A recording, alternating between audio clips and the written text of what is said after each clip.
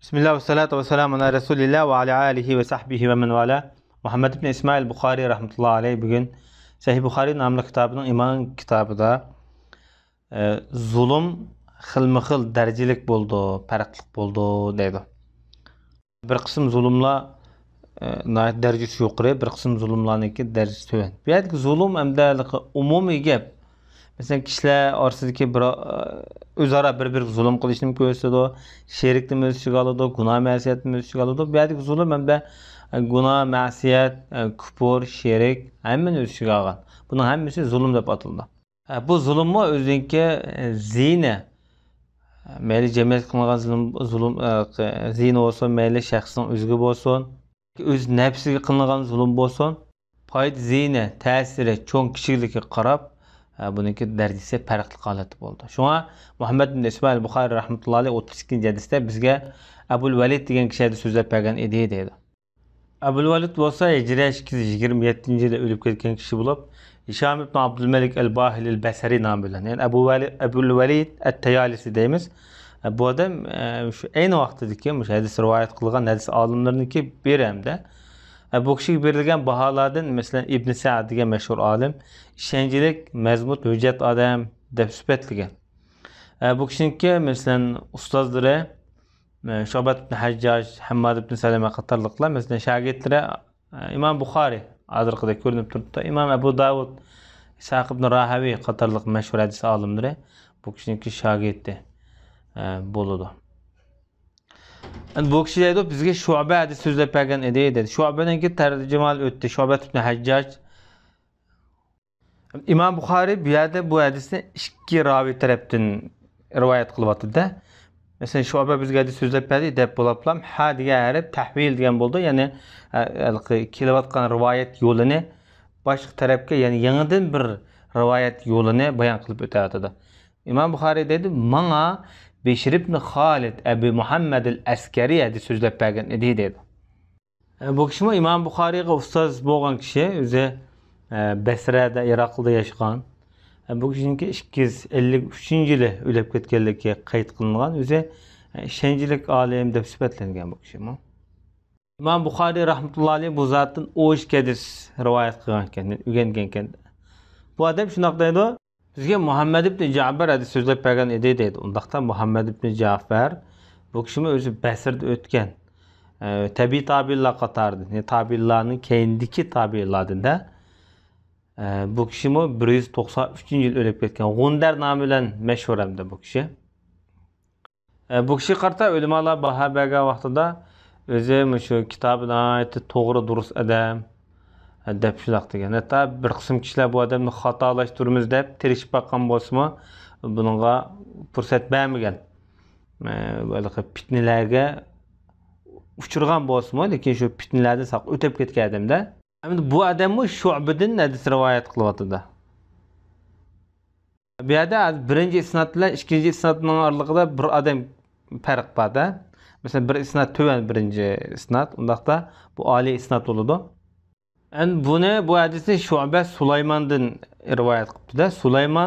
Süleyman ibn Mihran el-A'baş. Aynı vaktdeki hadis rivayet kılan, hadis yadlagan tabi'illardan işencilik muhaddis. Hatta İmam Zahabi rahmetullahi aleyh bütün muhaddislerin ustazı dep sübetligen bu adamni. Bir türküm sahabelerle uçraşkan şu sahabelerden hadis rivayet kılgan, mesela Enes ibn Malik'e okşaş. Demek 61. yılı tuğulup 148. yılı ölüp ketken. Bu adamın A'mash deymiz, A'mash degan sel ko'z ojiz odamni A'mash deymiz. Endi shu ko'z og'riq, davomliqlik yashan o'raydigan, ko'z bir oz ko'rmaydigan bo'lg'ishqa shu A'mash nomi bilan mashhur bo'lgan. Bu odam qiroat ilmi, miros ilmi, hadis ilmida, Qur'on ilmida nihoyat mashhur olim o'z davridinki. Bu zot hamda shu uzun yil birinchi takbirni qo'ldan bermagan, birinchi sabni qo'ldan bermagan zoid taqvo odam ekan. Bu kişi Süleyman degen kişi İbrahim'den hadis rivayet kılattı. Bu İbrahim ibn Yazid ibn Qays en-Nakhai namilen. İbrahim'in Nakhai degen meşhur alim ötkende. Şu kişiden hadis rivayet kılattı. Bu adam hem de şu Kufi'ninki aynı zamanındaki meşhur fakisi. Bu kişi Ayşe radhiyallahu anha ile uçuraş katılığı kayıt kılındı. bir türlük sahabalardan mesela uçuruşup ko'rishgan, lekin bu odamga ishonchlik o'z zamonisiniki mubtadi ayni vaqtida. Bu kishi Hajjajniki zulmiga ko'p uchragan kishi bo'lib, shu Hajjajdan yoshirin holatda o'lib ketgan. O'z davrida ulamolar sifatlab, buningdek bir ulamo olim yo'q, hatto Hasan al-Basri, Ibn Sirinmi bunga yetishmaydi degan sifatlarni bergan. Kufa, Hijaz, Shamda buningdek olim chiqmaydi deb. Shuning uchun shu Hajjajniki zulmdan qo'rqib yoshirin o'lib ketgachga bu adamninki jinosiga faqat 7 odam qatnashibdi. Bu 96-yil bo'lgan voqea. Bu olimni yosh o'lib ketganlik qayd qilindi, hamda 46 yoshda deydi o'lib ketgan vaqtida. Yani bu zat hamda Alqamadan rivoyat qilyapti. Alqama bo'lsa Alqama ibn Qays ibn Abdullah an-Naxai bu shu Naxa qabilasidan yoki jamoatdan. İbrahim an-Naxai bilan tuqqan keldi ekan bu kishi Alqama. Ya'ni tog'isi deyilibdi. Bu zat hamda nurg'un sahobalardan rivoyat qilgan Umar, Usmon, Ali, Abdullah ibn Mas'ud qatorliq sahobalardan. Bu kishininki ulug' bir ishonchli olim ekanligiga ko'p qism olimlar bunga baho bergan. Hatto İbrahim an-Naxai bayatinqi jiyani masalan Abdullah ibn Mas'ud ko'p uchraydigan o'xshaydigan odam edi deb sifatlagan deydi. Bu kishi 62-yilda o'lib ketgan. Bu zat hamda Abdullahdan hadis rivoyat qilyapti. Abdullah kim degan vaqtda Abdullah ibn Mas'ud al-Huzali o'zi Bani Zuhra jamoatidan shu Qurayshlarniki. Bu kishi hijriy 32-yil o'lib ketgan.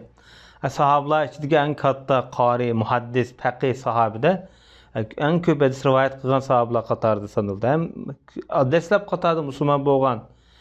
Bu kishi payg'ambarimizga oyog'ini ko'tarib, misugini ko'tarib yuradigan, Rasulullohning xizmatini qilgan odam bu.